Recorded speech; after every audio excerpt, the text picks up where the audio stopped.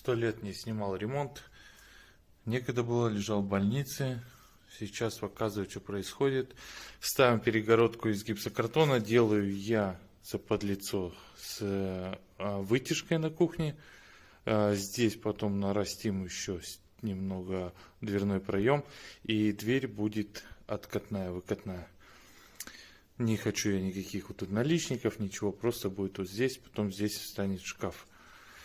Все, вход в ванну будет здесь.